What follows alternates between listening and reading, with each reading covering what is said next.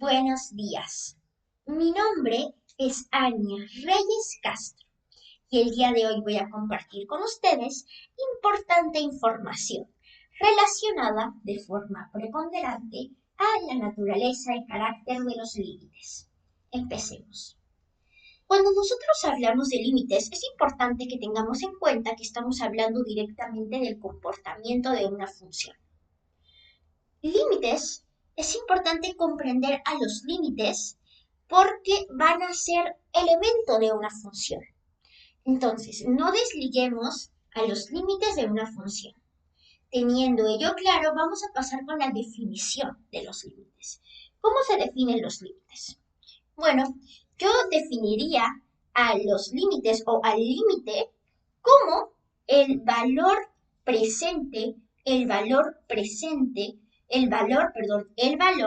al que se aproximan un agrupamiento de valores presentes en la componente referente al posicionamiento de determinados puntos que en unidad constituyen una función en el eje de las ordenadas. Cuando en la componente referente al posicionamiento de este agrupamiento de puntos que constituyen en unidad una función en el eje de las abscisas, vislumbramos valores que se aproximan a un determinado valor. Entonces, importante recordar que cuando estamos trabajando con límites, estamos trabajando con aproximaciones, no con datos exactos. Y esta es una información que hay que tener en cuenta continuamente. Ahora, voy a volver a definir límite o lo que es el límite para que puedan entenderme. Entonces, para que se me pueda entender mucho mejor.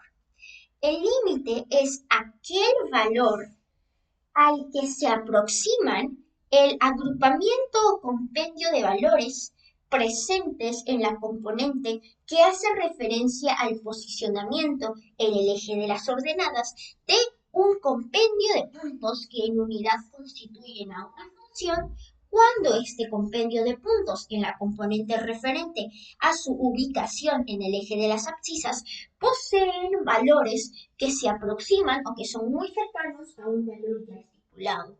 Entonces, nosotros vamos a obtener netamente un valor al que se aproximan el agrupamiento de valores que hacen referencia al posicionamiento en el eje de las ordenadas de un compendio de puntos que en su totalidad forman una función cuando este compendio de puntos posee en la componente referente a su ubicación en el eje de las abscisas valores que se acercan o que están en la vecindad de otro valor. Ahora, nosotros vamos a obtener netamente un valor, pero no va a ser el valor que haga referencia netamente al posicionamiento de un agrupamiento de puntos que constituyen en unidad una función en el eje de las ordenadas. Cuando estos puntos poseen en la componente referente a su posicionamiento en el eje de las abscisas un determinado valor. Es que nosotros vamos a estar trabajando siempre con aproximaciones. Lo que vamos a obtener producto del cálculo de determinado límite es el valor referente al posicionamiento de un agrupamiento de puntos que conforman una función cuando estos poseen en la componente referente a su posicionamiento en el eje de las abscisas valores que se aproximan a un determinado valor en el eje de las ordenadas. Entonces, si se dan cuenta, chicos, oyentes, estimados oyentes, estamos trabajando siempre con valores aproximados. Nos dan un valor al que se aproximan los valores referentes al posicionamiento de un agrupamiento de puntos que conforman en unidad una función en el eje de las abscisas. Y nosotros obtenemos el valor al que se aproximan el agrupamiento de valores que hacen referencia al posicionamiento de un compendio de puntos que en unidad forman una función en el eje de las ordenadas. Entonces, se dan cuenta que estamos trabajando con dos valores.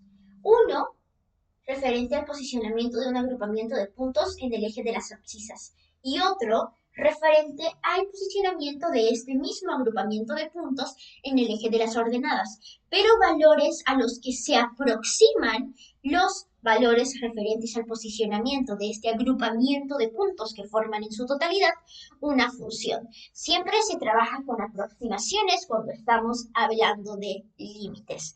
Entonces, ya conociendo la definición de límites, voy a explicar cómo los límites se manifiestan. Bueno, los límites se manifiestan de la siguiente forma. Primero, los límites siempre van a presentarse mediante el vocablo lim. Cuando vislumbremos el vocablo lim, ya sabremos que estamos ante un límite. Ok, en la parte inferior de este vocablo lim se va a encontrar una letra que representa a la variable protagónica de la expresión algebraica que va a manifestar el límite o que ha manifestado el límite. Entonces, al lado derecho de esta flecha al lado derecho de esta letra, se va a encontrar una flecha. Y al lado derecho de esta flecha se va a encontrar un número en específico. ¿Y qué significan este agrupamiento de símbolos? Bueno, lo que nos intenta decir es que la variable se va a aproximar o se aproxima o tiende a o está muy cercana a el valor que está estipulado.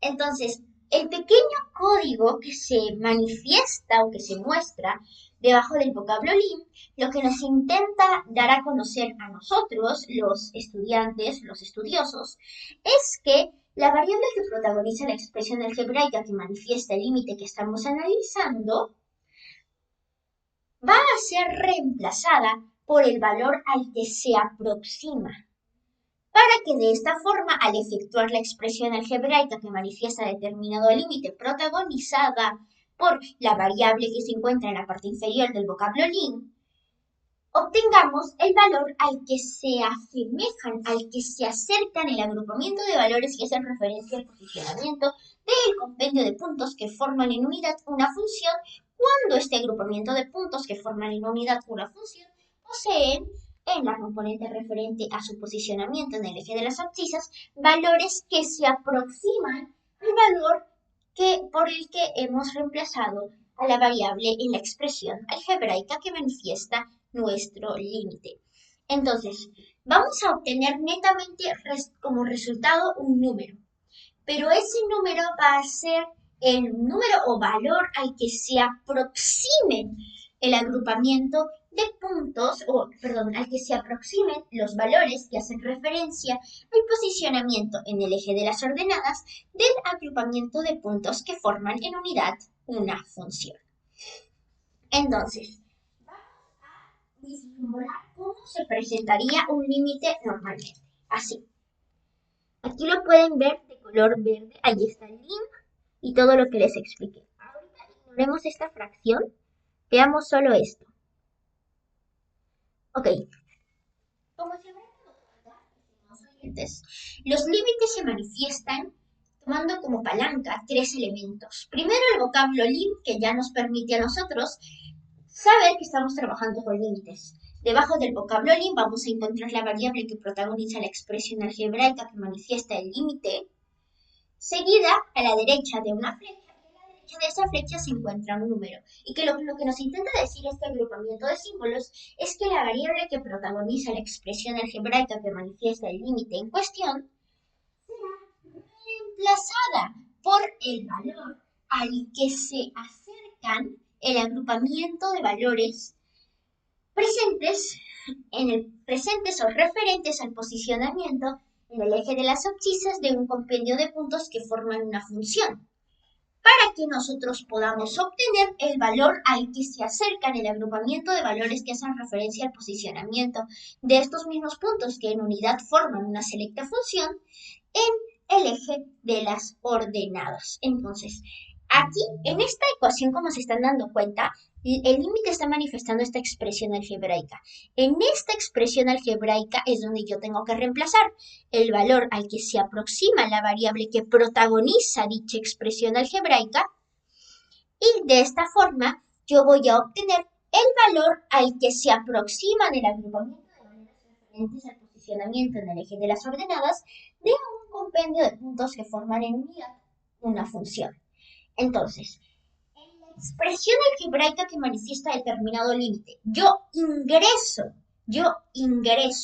el valor al que se aproxima la variable que protagoniza dicha expresión algebraica. ¿Y yo cómo sé a qué valor se aproxima la variable que protagoniza la expresión algebraica que manifiesta el límite? Bueno, tú lo vas a encontrar en la parte inferior del vocablo lim. En la parte inferior del vocablo lim dice claramente el valor hacia el que tiende o hacia el que se aproxima la variable, entonces no debería de haber ningún problema con trabajarlo. Entonces, ¿qué es lo que yo voy a hacer? Primero, voy a analizar la expresión algebraica que manifiesta determinado límite. Luego, voy a reemplazar a la variable que protagoniza la expresión algebraica que manifiesta determinado límite por el valor que se encuentra a la derecha de la flecha que se encuentra a la derecha de la letra que representa la variable que justamente protagoniza la expresión algebraica que manifiesta determinado límite, para poder obtener el valor al que se acercan el agrupamiento de valores que hacen referencia al posicionamiento del eje de las ordenadas de un compendio de puntos que en unidad forman una función, cuando este mismo compendio de puntos poseen en la componente referente a su posicionamiento en el eje de las abscisas un agrupamiento de valores que se acercan a el valor estipulado, el valor por el que hemos reemplazado a la variable protagónica de la expresión algebraica que manifiesta determinado límite. Entonces, es importante tener ello en cuenta, ¿no? Entonces, nosotros en la expresión algebraica que manifiesta determinado límite, ¿qué hacemos? Reemplazamos a la variable protagónica de la expresión algebraica que manifiesta determinado límite por el valor que se encuentra a la derecha de la flecha que se encuentra a la derecha de la letra que representa dicha variable. Y como resultado de efectuar la expresión algebraica protagonizada por determinada variable, al reemplazar la variable por el valor al que tiende la variable, obtenemos el valor al que se acercan el agrupamiento de puntos que hacen referencia al posicionamiento en el eje de las ordenadas de determinados puntos que conforman una función. Entonces, es lo único que tenemos que realizar.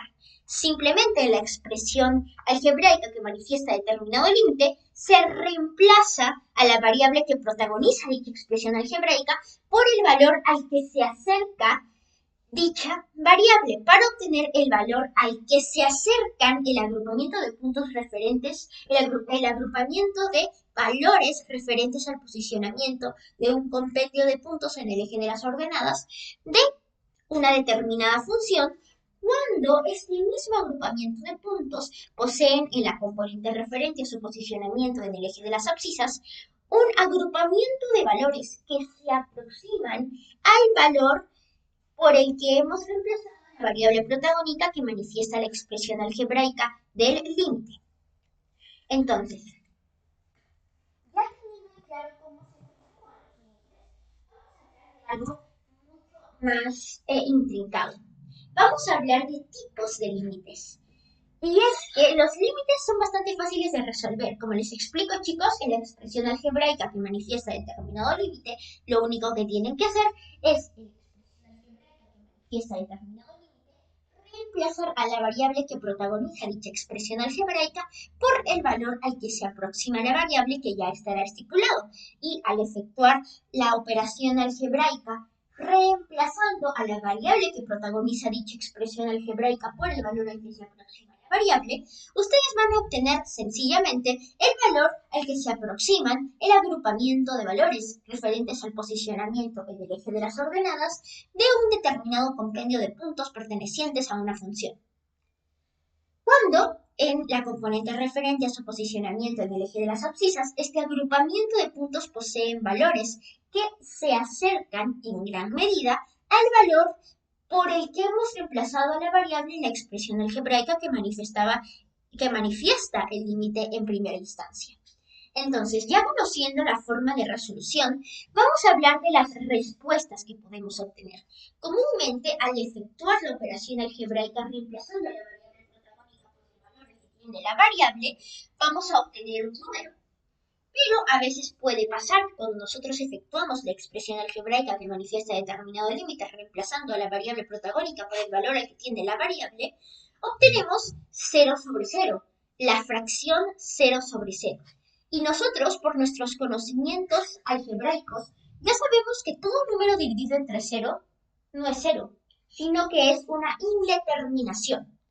Y esto nos genera problemas, porque nosotros cuando calculamos límites, lo que buscamos obtener de forma medular es el valor al que se acercan el agrupamiento de valores referentes al posicionamiento en el eje de las ordenadas de un compendio de puntos que en su totalidad forman una función cuando este compendio de puntos poseen en el valor referente a su posicionamiento en el eje de las abscisas determinados valores muy cercanos al valor por el que hemos reemplazado a la variable protagónica en la expresión algebraica que manifestaba el límite. Pero a veces nosotros podemos obtener justamente esta fracción, 0 sobre 0. Y esto nos genera un agrupamiento de problemas. Y ahora vamos a ver qué es lo que nosotros tenemos que hacer. Bueno, si nosotros resolvemos esta manifestación algebraica que nos presenta determinado límite y obtenemos el valor de 0 sobre 0, recordemos que hemos reemplazado a la variable protagónica por el valor al que se aproxima dicha variable, obtenemos 0 sobre 0, entonces estamos ante un límite de la forma 0 sobre 0. ¿Y qué se tiene que hacer ante un límite de la forma 0 sobre 0? Bueno, definitivamente tenemos que erradicar el 0 en el denominador, porque eso nos está dando, nos está presentando una indeterminación, y eso no es lo que buscamos. ¿Qué es lo que tenemos que hacer? Bueno, tenemos que forzar la aparición del conocidísimo factor de indeterminación, tanto en el numerador como en el denominador de la expresión algebraica que manifiesta determinado límite. Si nosotros hemos obtenido como resultado de la efectuación de la operación, ¿y qué es el factor de indeterminación exactamente, Anya? Bueno, voy a esclarecerlo ahorita mismo. Y es que, como les había mencionado, cuando nos enfrentamos a límites de la forma 0 sobre 0, es necesario aseverar la existencia y presencia del factor de indeterminación tanto en el numerador como en el denominador, porque es imperativo de que ese denominador equivalente a 0 desaparezca. Ahora, ¿cómo podemos identificar, Ania, si estamos ante una fracción, ante un límite de la forma 0 sobre 0? Bueno, cuando nosotros estamos ante un límite de la forma 0 sobre 0, nosotros vamos a vislumbrar que al efectuar la expresión algebraica que manifiesta determinado límite, reemplazando la variable que protagoniza dicha expresión algebraica por el valor al que se aproxima la variable, obtenemos la fracción 0 sobre 0. Es decir, todo se basa en el análisis continuo de la expresión algebraica que manifiesta nuestro límite. Bueno, entonces, como les había dicho, chicos, todo se basa en el análisis de la expresión algebraica que manifiesta nuestro límite, porque si nosotros efectuamos la expresión algebraica que manifiesta nuestro límite reemplazando la variable que protagoniza dicha expresión algebraica por el valor al que se aproxima la variable, nosotros vamos a obtener un número, pero en el caso que obtengamos la fracción 0 sobre 0, tenemos que aseverar la presencia del factor de indeterminación tanto en el numerador como en el denominador. ¿Y cómo lo vamos a hacer? Bueno, sencillo. Primero, para poder aseverar la existencia del factor de indeterminación, tenemos que conocer la forma y naturaleza del factor de indeterminación. ¿Y cómo conocemos la forma y naturaleza del factor de indeterminación? Bueno, ello es bastante sencillo. El factor de indeterminación va a ser aquel binomio en donde se vislumbre el valor hacia el que tiende la variable que protagoniza la expresión algebraica que manifiesta nuestro límite, más la variable. Entonces, vuelvo a repetir. He cometido un pequeño error, chicos. El factor de indeterminación es aquel binomio comprendido por el valor al que se aproxima la variable que protagoniza la expresión algebraica que manifiesta nuestro límite con el signo cambiado más la variable. Entonces, por ejemplo, tenemos el siguiente límite. Límite de cuando x tiende a 2 y la expresión algebraica. Entonces, si yo efectúo la expresión algebraica reemplazando a la variable por el valor al que la variable se aproxima y obtengo la fracción 0 sobre 0, entonces yo tengo que establecer el factor de indeterminación tanto en el numerador como en el denominador. ¿Cómo voy a realizar eso? Bueno, lo primero que tienes que realizar es, primero, analizar el valor al que se aproxima la variable que protagoniza la expresión algebraica del límite. Ok, el valor es 2, por ejemplo. Entonces, ahora a este valor tú le tienes que cambiar el signo. En este caso, 2 es positivo, por tanto yo le cambié el signo, menos 2. Y cuando ya le he cambiado el signo al valor al que se aproxima la variable que protagoniza la expresión algebraica que manifiesta nuestro límite, yo a ese valor le agrego, le inmiscuyo la variable, simplemente más x, me quedaría menos 2 más x. Y ese es mi factor de indeterminación. Ordenándolo mejor sería x menos 2 o menos 2 más x, bueno, es lo mismo, el orden de los factores en una suma no altera el producto final o el resultado final. Bueno, entonces, nosotros tenemos que establecer el factor de indeterminación tanto en el numerador como en el denominador. A veces puede estar presente en el denominador, a veces en el numerador.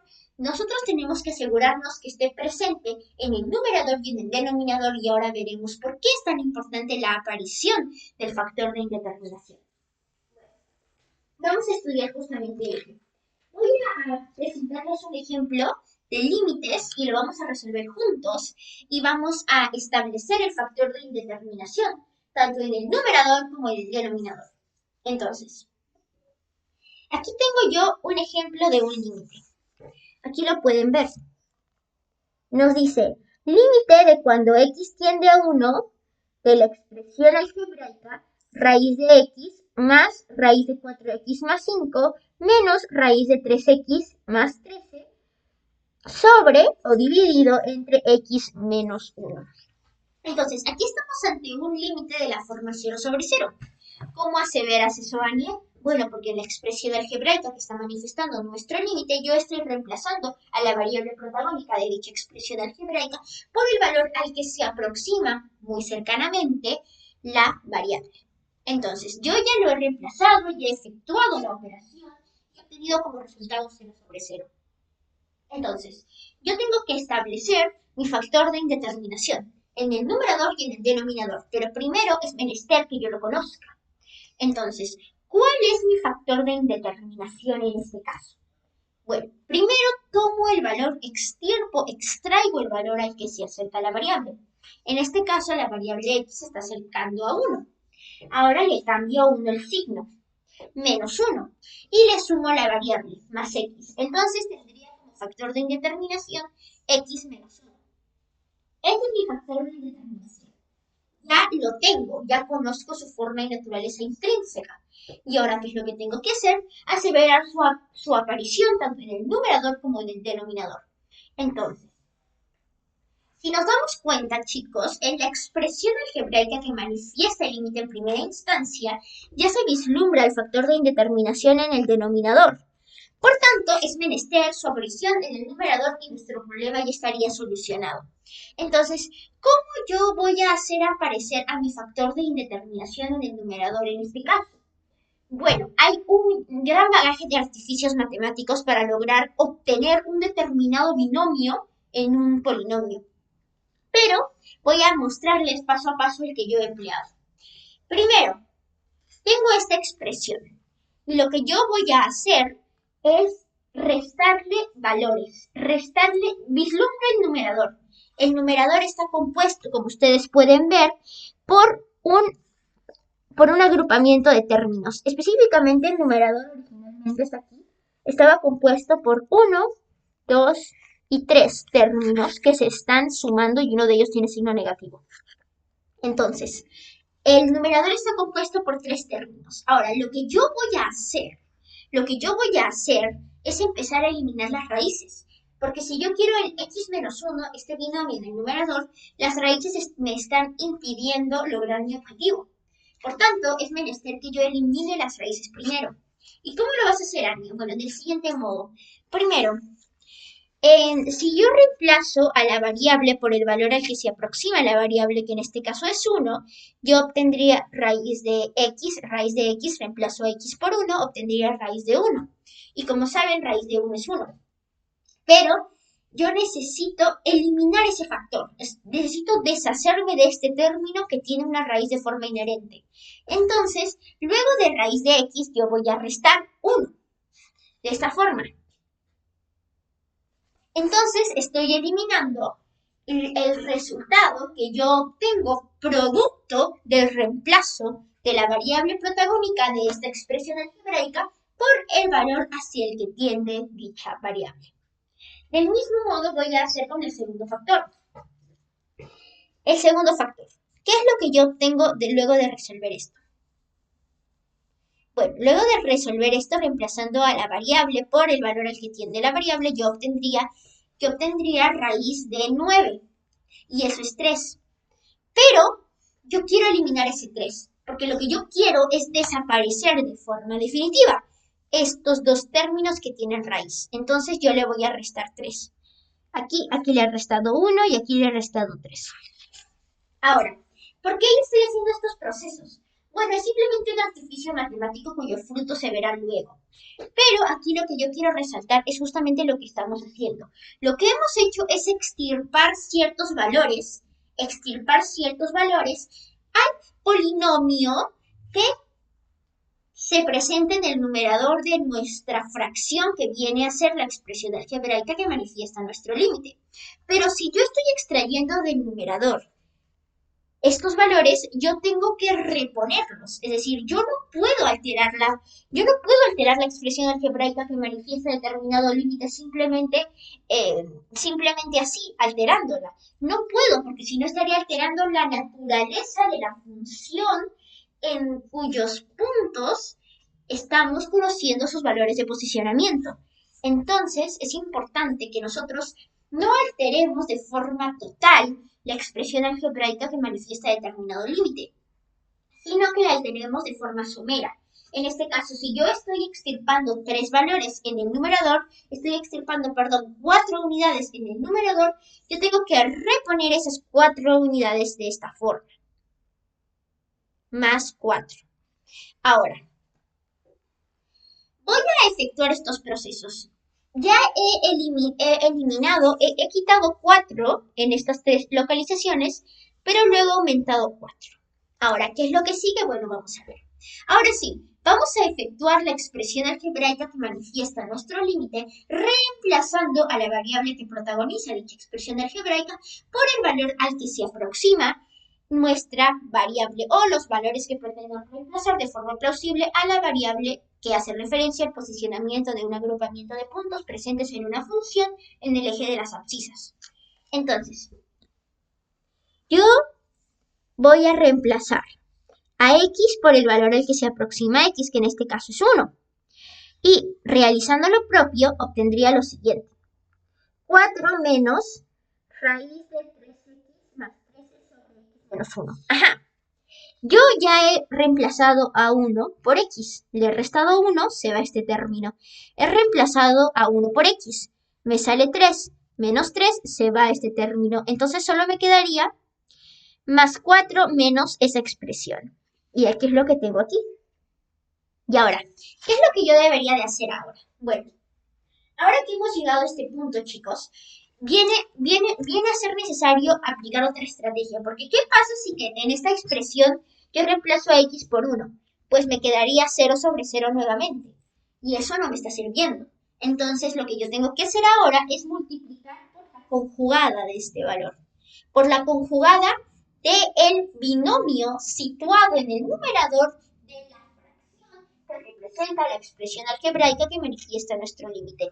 Entonces, como se dan cuenta, chicos, en el numerador yo tengo un binomio. En este caso se está restando. Ahora, yo tengo que multiplicar tanto al numerador como al denominador por la conjugada del binomio que se sitúa en el numerador de la fracción que representa la expresión algebraica que manifiesta nuestro límite. Entonces, como mencioné, en el numerador yo tengo que multiplicar por la conjugada de esta expresión. ¿Y cómo he de proceder?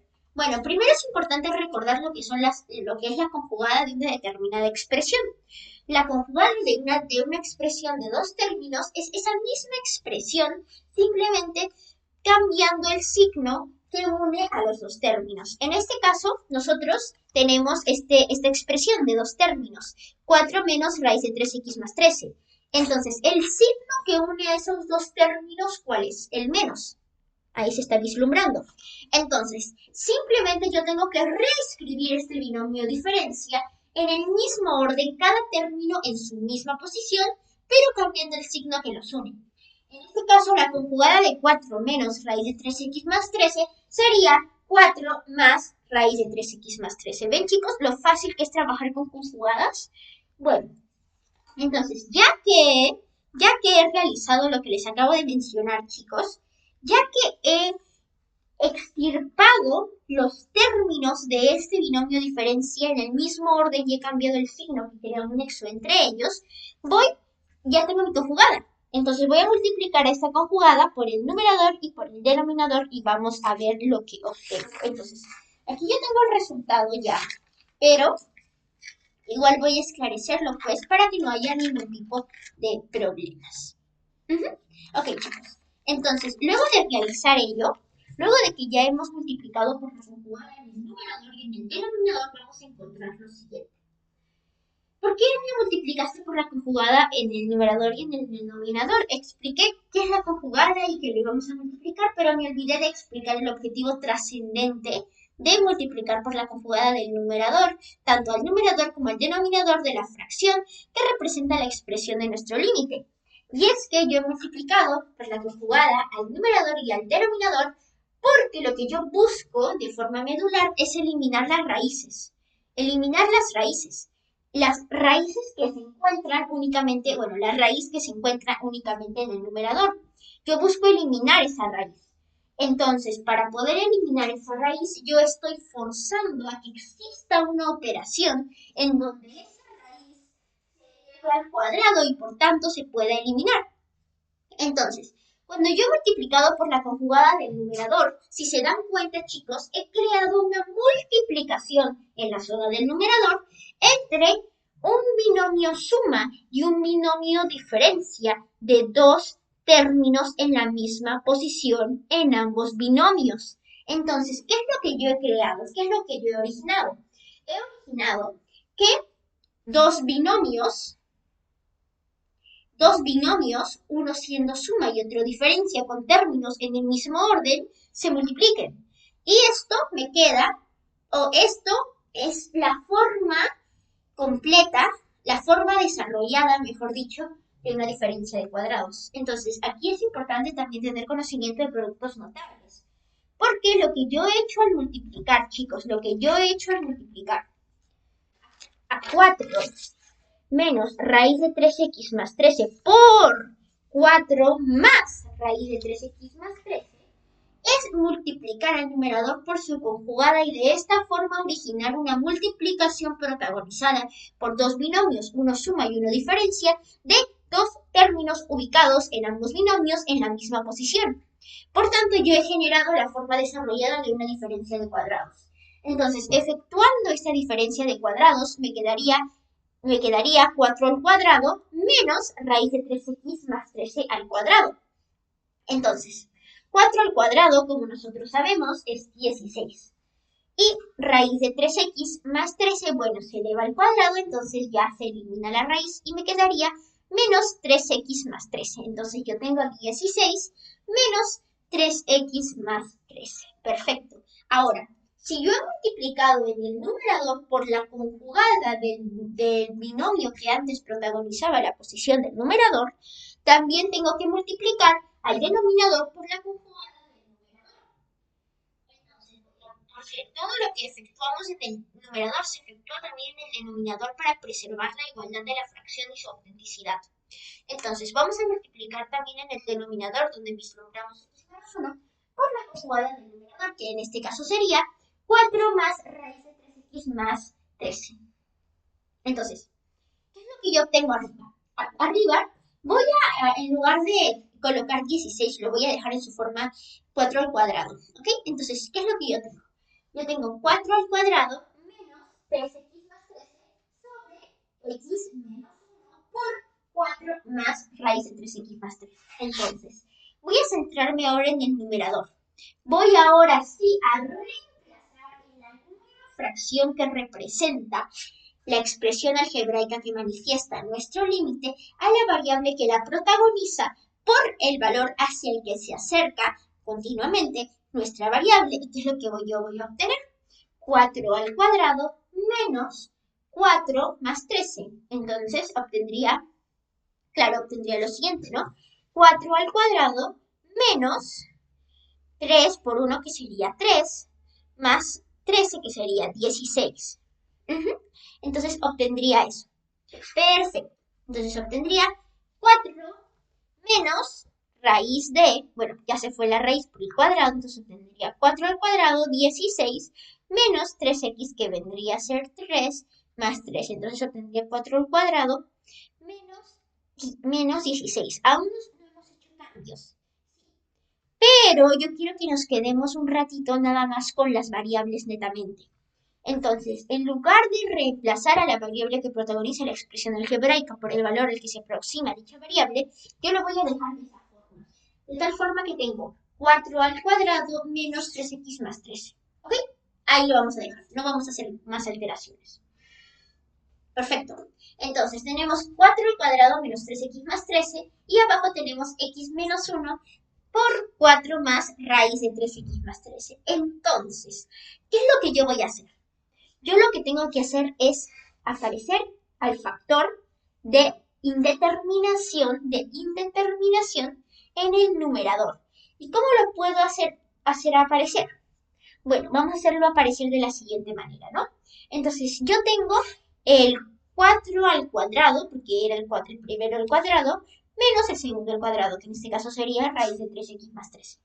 Entonces, yo voy a cambiar ese 4 al cuadrado por 16. De tal forma que tengo 16 menos 3x más 13. Entonces, 16 menos 3x más 13. Recordemos que ese menos que estaba antes, de este binomio 3x más 13, afecta tanto al 3x como al 13. Por tanto, yo obtendría 4 menos 3x menos 13. Recordemos, chicos, de que este pequeño binomio 3x más 13 estaba dentro de una raíz, pero esta raíz se fue. Pero este signo negativo sigue antecediendo a todo este binomio. Por tanto, me quedaría 4 al cuadrado menos 3x menos 13. Ahora, ya teniendo ello, 4 al cuadrado menos 3x menos 13 en el numerador, lo que yo voy a hacer es efectuar únicamente los números. 16 menos 13 vendría a ser 3. ¿Y qué es lo que yo tengo ahora en el numerador? 3 más 3 menos 3x, 3 menos 3x. Entonces, ¿qué es lo que yo he hecho, chicos? Únicamente en el numerador he seguido desarrollándolo. No hemos reemplazado nada, simplemente hemos desarrollado el polinomio que obtenimos luego de operar un binomio suma y un binomio resta de dos mismos términos en el mismo orden. Entonces hemos obtenido, luego de multiplicar dos binomios, uno suma, uno diferencia, de dos términos ubicados en el mismo orden, obtuvimos entonces 4 al cuadrado menos, entre paréntesis, 3x más 13, ese menos afecta al 3x y al 13, entonces me quedaría 16 menos 3x menos 13, 16 menos 13 es 3 y me quedaría 3 menos 3x. Ahora, a ese 3 menos 3x, ¿qué es lo que yo voy a hacer? Voy a factorizar el 3. Y ahora van a ver por qué, chicos, porque ya estoy a un paso de obtener mi factor de determinación en el numerador y en el denominador. Entonces, en ese 3 menos 3x, vamos a factorizar el 3, ¿ok? Porque tengo 3 menos 3x. Claro, porque 16 menos 13 me quedaría, en este caso, 3 menos 3x. Perfecto. Entonces, ¿qué es lo que yo voy a hacer aquí? Bueno, tengo entonces arriba 3 menos 3x, claro, porque esto es 4 menos 3x menos 13, 16 menos 13, eso nos dio 3, y nos quedaría 3 menos 3x. Ok, ahora, ¿qué vamos a hacer? 3 menos 3x. Esto es justamente lo que buscábamos. Ahora vamos a factorizar el 3, de tal modo que tengo 1 menos x. 1 menos x. Entonces, esto se parece mucho a el factor de indeterminación. Simplemente que tiene el signo cambiado. Como habrán podido notar. Yo ya efectuando esta operación, pues tendría, ¿no? Esto se restaba, tendría pues, justamente, tendría el signo negativo, efectúa el 3, el signo negativo, perfecto ya. Entonces tendría x3 por 3 por 1 menos x. Entonces, este 1 menos x se parece mucho al factor de indeterminación, que vendría a ser x menos 1, pero aún sigue siendo diferente. Por lo cual, aún me falta realizar un paso extra. Chicos, el paso extra era simplemente este. Y es que nosotros hemos factorizado, como les expliqué, el 3. Pero, ¿qué pasa si en lugar de factorizar el 3 factorizamos el menos 3? Pues obtendríamos lo siguiente, menos 3 por, factorizando el menos 3, pues me quedaría x menos 1. Si yo factorizo 3, obtengo 1 menos x. Pero si yo factorizo menos 3, yo obtengo x menos 1. Por tanto, tengo ya en el numerador y en el denominador el factor de indeterminación. Entonces, ahora que ya tengo el x menos 1 en el numerador, producto de la factorización de 3 menos 3x, factorizando el menos 3, y tengo en el denominador el factor de indeterminación x menos 1, pero que aún se está multiplicando por la expresión conjugada del numerador que teníamos en el paso anterior. Nosotros vamos a eliminar el factor de indeterminación que se encuentra en el denominador con el factor de indeterminación que se encuentra en el numerador. Por tanto, lo único que tendríamos es la expresión menos 3 sobre la expresión justamente de la conjugada del numerador que existía anteriormente. Entonces, en la conjugada del numerador que teníamos, 4 más raíz de 3x más 13. Entonces, si efectuamos esta operación reemplazando a la variable protagónica por el valor al que se aproxima la variable, que en el caso del cálculo de este límite es 1, obtendríamos como resultado menos 3 sobre 8. Y este vendría a ser el resultado del análisis de este límite particular. Ahora, vamos chicos, ya que hemos estudiado cálculo de límites de la forma 0 sobre 0, existen muchísimos más ejemplos que podemos ir repasando. Pero ahora me gustaría adentrarme un poco más en el cálculo de otros tipos de límites. Por ejemplo, en el cálculo de límites trigonométricos. Entonces, los límites trigonométricos son otro tipo de límites muy distintos a los límites algebraicos. Los límites algebraicos son estos, no son límites que manifiestan una determinada expresión algebraica en donde tenemos que reemplazar a la variable que protagoniza dicha expresión algebraica por el valor al que se aproxima la variable y vislumbrar el valor que se obtiene, porque el valor que se obtiene hace referencia a el valor al que se aproximan o se acercan del agrupamiento de valores que hacen referencia al posicionamiento de un compendio de puntos en el eje de las ordenadas, compendio de puntos partícipes de una función, cuando este mismo compendio de puntos posee en sus componentes referentes a su posicionamiento en el eje de las abscisas, valores que se acercan a otro determinado valor. Pero cuando estamos hablando de límites trigonométricos, nosotros estamos hablando netamente de límites que en lugar de manifestar una expresión algebraica, van a manifestar funciones trigonométricas como seno, coseno y demás.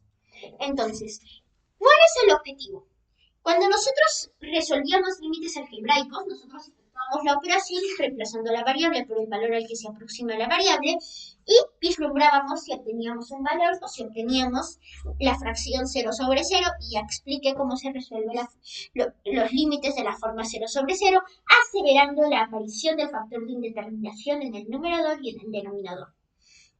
Entonces, ahora cuando estemos calculando límites trigonométricos, nuestro objetivo es más trascendente, porque nuestro objetivo es ahora que aparezca en el numerador seno con argumento de phi y en el denominador, aparezca phi.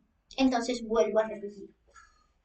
Entonces, cuando nosotros estamos efectuando límites algebraicos, nosotros lo único que hacíamos era reemplazar la expresión algebraica que manifestaba el límite en específico a la variable que protagoniza dicha expresión algebraica por el valor al que se aproxima la variable para obtener el valor al que se aproxima en el agrupamiento de valores referentes al posicionamiento del eje de las ordenadas de un compendio de puntos que forman en unidad una función cuando este mismo compendio de puntos posee en la componente referente a su posicionamiento en el eje de las abscisas valores que se acercan a un determinado valor y vislumbrábamos si obteníamos justamente un número o la forma 0 sobre 0.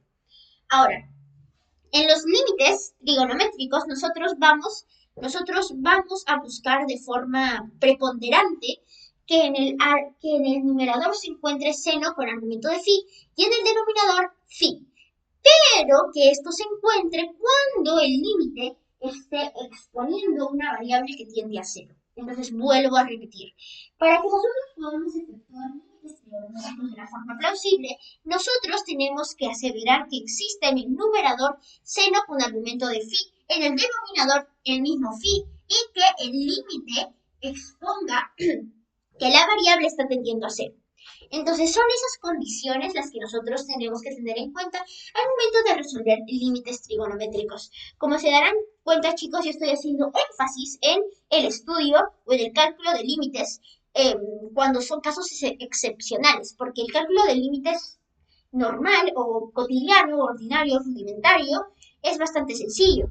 Pero estoy haciendo énfasis en la explicación de qué es lo que tenemos que hacer cuando se nos pide calcular determinados límites o calcular, pues, calcular justamente límites que nos dan como resultado indeterminaciones. Pero bueno, entonces, esto es lo que nosotros tenemos que obtener.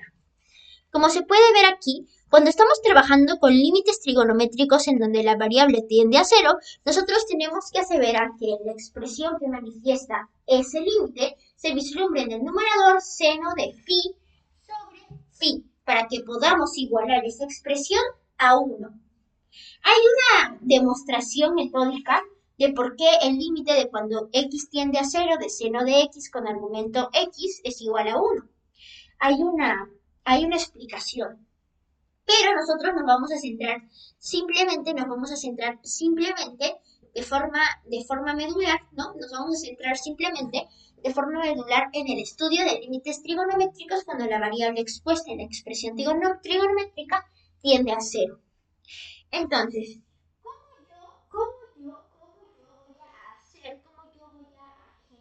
¿cómo yo voy a aseverar que exista seno de phi en el numerador de una fracción que expone determinado límite y phi en el denominador de ese determinado límite donde la variable tiende a 1, donde la variable tiende a 0 para que yo lo pueda reemplazar por 1?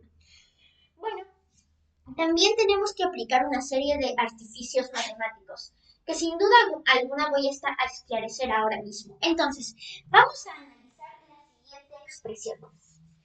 Es importante que tengamos en cuenta para poder calcular límites trigonométricos las identidades trigonométricas. Por ejemplo, seno al cuadrado más coseno al cuadrado es igual a 1 y eso ya se ha demostrado, ¿no? Mediante la gráfica de una circunferencia con radio 1. Ya han habido bastantes demostraciones para cada una de las identidades trigonométricas, pero en este punto es simplemente necesario tenerlos en cuenta. Entonces vamos de lleno ya con la resolución de un ejercicio. Veamos lo siguiente. Se nos pide calcular, aquí está, perfecto. Entonces, se nos pide calcular el límite de cuando x tiende a 0 de 1 menos coseno de x sobre x al cuadrado. Entonces, como les expliqué, nosotros buscamos reemplazar a la fracción seno con argumento de phi sobre phi por 1 cuando esa fracción está presente en la expresión algebraica que manifiesta determinado límite en donde la variable tiende a 0. En este caso, sí, como se dan cuenta, la variable está tendiendo a 0. Por tanto, nos podemos dar esa libertad, nos podemos dar el permiso de forzar la aparición de seno por argumento de phi en el numerador y phi en el denominador y luego reemplazar esa pequeña fracción por el valor de 1. Entonces, podemos darnos ese permiso. Pero ahora, en la expresión trigonométrica, en este caso que está manifestando el límite, como nos damos cuenta, no hay seno, simplemente hay coseno y x al cuadrado debajo. Entonces, ¿qué es lo que yo voy a hacer? Bueno, voy a aplicar pues mis identidades trigonométricas porque yo necesito adoptarlas. Entonces, ¿qué tengo aquí? 1 menos coseno de x. Yo tengo que realizar algo porque yo sé la identidad trigonométrica. Seno al cuadrado más coseno al cuadrado es igual a 1. Pero yo para poder hacer aparecer esa identidad trigonométrica o aparecer o intentar que la expresión que se vislumbra en el numerador se parezca a esa identidad trigonométrica, yo voy a efectuar un proceso que ya lo habíamos efectuado en el ejercicio anterior. Y es multiplicar al numerador y al denominador por la conjugada del numerador. En este caso el numerador es el siguiente. 1 menos coseno de x. Ahora, ¿cuál sería la conjugada de esa expresión? Bueno, como ya habíamos estudiado, la conjugada de cualquier expresión de dos términos es la misma expresión de esos dos términos respetando el orden con el signo que los une cambiado. En este caso, la conjugada de 1 menos coseno sería 1 más coseno. Y esto es lo que yo estoy haciendo, multiplicando tanto el numerador como el denominador por 1 más coseno. ¿Y para qué yo he multiplicado al numerador específicamente por su conjugada? Bueno, para manifestar la forma desarrollada de una diferencia de cuadrados. Entonces, yo he efectuado esta multiplicación para poder forzar la aparición de una diferencia de cuadrados en su forma desarrollada, que viene a ser dos binomios, uno diferencia y uno suma, con los mismos términos en el mismo orden que se están multiplicando. Entonces, ya que he forzado la aparición de una diferencia de cuadrados en el numerador, la voy a efectuar como haría con cualquier diferencia de cuadrados. ¿Y qué es lo que yo voy a obtener? Bueno, voy a obtener 1 al cuadrado menos coseno de x al cuadrado. Porque 1 menos coseno de x por 1 más coseno de x es la forma desarrollada de la diferencia de cuadrados, 1 al cuadrado menos coseno de x al cuadrado. Entonces yo obtendría lo propuesto, ¿no? 1 menos coseno de x al cuadrado. ¿Y yo por qué quiero 1 menos coseno de x al cuadrado? Bueno, porque si nosotros recordamos la identidad trigonométrica, seno al cuadrado más coseno al cuadrado es igual a 1. Yo puedo, el coseno al cuadrado lo puedo pasar al otro lado de la igualdad, cambiándole el signo y se preserva la naturaleza y la idoneidad de esa identidad trigonométrica.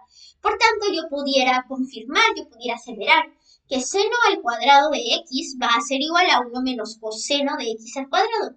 De esta forma, yo logro reemplazar al 1 menos coseno de x al cuadrado por seno al cuadrado de x y ya he obtenido por lo menos seno en el numerador. Pero quiero hacer énfasis en algo, como habíamos hecho en el caso anterior, si nosotros estamos multiplicando al numerador por la conjugada del mismo, también tenemos que multiplicar al denominador por la conjugada del mismo, porque tenemos que preservar la igualdad en la expresión algebraica que manifiesta el límite. Entonces, he multiplicado x al cuadrado por 1 más coseno de x y ha quedado de esta forma. Como pueden ver, x al cuadrado por 1 más coseno de x. Perfecto, no hay ningún problema. Ya he reemplazado a 1 menos coseno de x al cuadrado por 0 al cuadrado de x, que viene a ser su equivalente. Y en el denominador tengo x al cuadrado por 1 más coseno. Entonces, 1 más coseno de x. Entonces, aquí voy a operar otro artificio matemático que se denomina fracciones parciales. ¿Y qué son las fracciones parciales? Bueno, las fracciones parciales son las fracciones mediante las cuales se descompone una expresión muchísimo más densa y contundente, fraccionaria. Entonces, la expresión fraccionaria que yo busco descomponer es la siguiente. Seno al cuadrado de x sobre x al cuadrado por 1 más coseno de x. Esta expresión yo la voy a descomponer en 3 fracciones parciales. Y ahora van a ver por qué. Entonces, primero voy a efectuar la descomposición aquí mismo en la fracción y luego ya van a ver ustedes cómo se transforma este seno al cuadrado de x sobre x al cuadrado por 1 más coseno de x en 3 fracciones parciales, en 3 fracciones parciales, que básicamente vienen a ser equivalentes a esta gran fracción. Entonces, miren lo que yo he decidido hacer. Primero, ese x al cuadrado que está en el numerador, ¿qué tal si lo expreso como x por x? No habría ningún problema en expresarlo como x por x, porque x por x es lo mismo que x al cuadrado. Entonces vamos a partir por ello. Vamos a expresar x al cuadrado como x por x. ¿Qué es lo siguiente? Lo siguiente que tenemos que hacer es que ya voy a ir escribiendo mis tres fracciones parciales. Y a la primera voy a poner seno sobre x. Este seno al cuadrado de x lo voy a descomponer en seno de x por seno de x. Ahora, este seno de x por seno de x, estos dos senos de x, van a cada uno colocarse en la posición del numerador de dos fracciones parciales. Y al seno de x y al seno de x se van a dividir entre x y x. ¿Por qué? Porque recordemos que este x al cuadrado lo hemos descompuesto como x por x. Este seno al cuadrado de x lo hemos descompuesto como seno de x por seno de x. Ahora, este seno de x va a pasar aquí y se va a dividir entre una de las x. Este otro seno de x va a pasar aquí y se va a dividir entre otra de las x. Y si se multiplican, si se dan cuenta, chicos, se va a obtener lo mismo. O sea, vamos a vislumbrar lo mismo. Vamos a tener seno de x por seno de x al cuadrado sobre x al cuadrado. Obtendríamos lo mismo. Pero ¿qué es lo que yo he logrado mediante la descomposición de una hegemónica fracción en tres fracciones parciales? Bueno, lo que he logrado yo es obtener seno con argumento de phi en el numerador siendo phi x sobre phi siendo phi x. Entonces, como se dan cuenta, chicos, mediante la descomposición de esta fracción bastante densa en estas tres fracciones parciales, lo que yo he obtenido es esta forma. Es la forma que yo buscaba, seno con un determinado argumento que se divide entre ese mismo argumento cuando esa fracción es la protagonista de una expresión algebraica que manifiesta determinado límite. Entonces, por propiedad, nosotros decimos que seno con argumento de phi sobre phi va a ser equivalente a 1 siempre cuando esa fracción sea la representante, o sea, la representación algebraica determinado límite cuando la variable tiende a 0. En este caso, la variable tiende a 0, por tanto, yo me puedo dar la libertad de sustituir este seno con argumento de x sobre x por 1 y este también. De la forma que obtengo 1 por 1, que vendría a ser 1 por 1 sobre 1 más coseno de x. Recordemos que este término 1 más coseno de x no lo he olvidado, para nada lo he borrado. Simplemente lo he localizado lo he localizado en la posición del denominador de otra fracción parcial. Entonces yo obtendría aquí 1 y obtendría 1 sobre coseno de x. Entonces, 1 sobre coseno de x. Eso es lo que yo obtendría. Entonces, aún yo no sé cuánto es el valor de coseno de x exactamente, pero yo ya tengo aquí una respuesta muy cercana a mi respuesta real. 1 sobre 1 más coseno de x. Entonces, ahora, ¿qué es lo que tengo que hacer, Ania? ¿Qué es lo que tendría que hacer? Bueno, aquí tendríamos que hacer algo bastante sencillo. Primero, coseno de x, aunque este no lo conozco aún, pero lo puedo descubrir. Porque hagamos el análisis, ¿no? Entonces, si se nos está diciendo que calcule el límite de una determinada expresión algebraica cuando la variable tiende a 0, entonces la variable va a estar tanto o por derecha o por izquierda cerca a 0. Por tanto, yo tengo que empezar a pensar en el coseno de 0. Y recordemos que en un triángulo rectángulo el coseno viene a ser esta base de acá. Por tanto, si nosotros nos imaginamos que el ángulo, que en este caso viene a ser x, está muy cerquita a 0, nos imaginaríamos, ¿no? La rayita de este coseno, esta pequeña rayita que representa la hipotenusa, se haría siendo más chiquita, más chiquita, más chiquita, más chiquita, más chiquita, más chiquita, más chiquita, y el seno se mantendría aquí, se mantendría acá.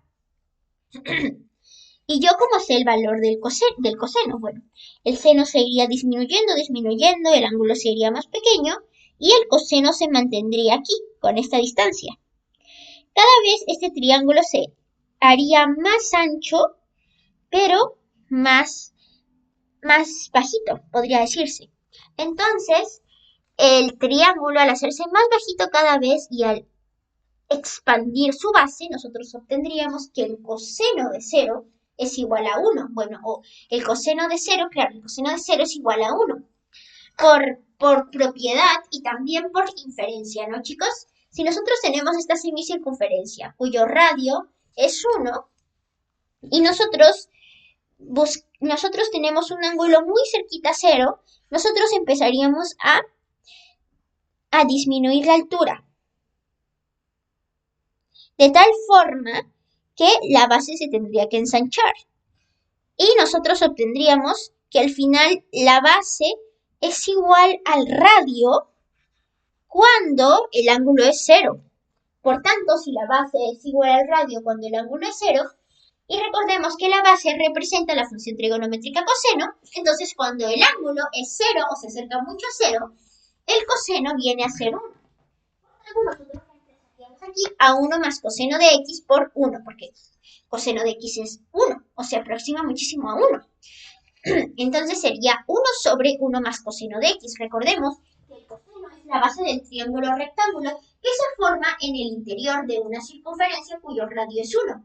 Y como esta circunferencia este triángulo rectángulo va a poseer un ángulo muy cerquita a cero, entonces la altura irá disminuyendo, la base se irá ensanchando de tal forma que la base logre la longitud del radio. Y de esta forma la base sería 1 cuando el ángulo es 0. Por tanto, el coseno, que justamente representa la base, sería 1. Entonces sería 1 más 1 igual a 2. Y el resultado de este límite trigonométrico sería un medio, básicamente porque el coseno de x, cuando x tiende a 0, es 1. Claro, porque recuerden, chicos, que en una circunferencia de radio 1 vamos a dibujar un triángulo rectángulo. Y este triángulo rectángulo va a ser o tan altito o tan pequeño, pero bastante angosto, o bastante ancho, perdón, dependiendo del ángulo. Entonces, si el ángulo es 0, la altura va a bajar, la base se va a ensanchar y la base tendrá la misma longitud que el radio. Y si la base representa el coseno, entonces el coseno tendrá la misma longitud del radio, y el radio es 1. Por tanto, cuando estamos hablando de coseno de 0, del ángulo 0, estamos hablando de 1. 1 más 1 es 2 y un medio sería la respuesta al cálculo de este límite trigonométrico. Muchas gracias.